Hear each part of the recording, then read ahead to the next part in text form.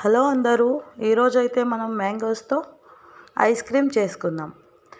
ఎలా చేయాలో చూద్దాం రండి. ముందుగా మ్యాంగోస్కి తొక్క తీసేసి పీసెస్గా కట్ చేసుకుని మిక్సీ జార్లో వేసుకోండి. తర్వాత ఒక గ్లాస్ పాలు, ఒక 2 స్పూన్ షుగర్ వేసుకొని మెత్తగా గ్రైండ్ చేసేయాలి.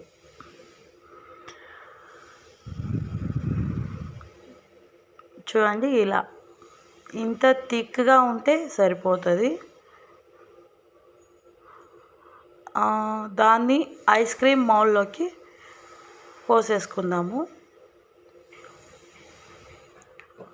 ఐస్ క్రీమ్ మౌల్డ్లో పోసేసుకుని ఫ్రిడ్జ్లో పెట్టాలి.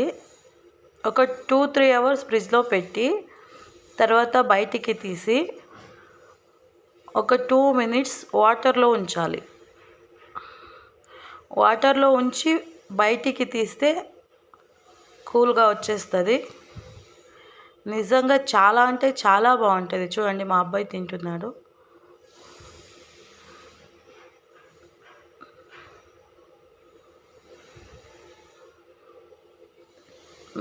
మీకు నచ్చినట్టయితే మీరు కూడా ట్రై చేయండి.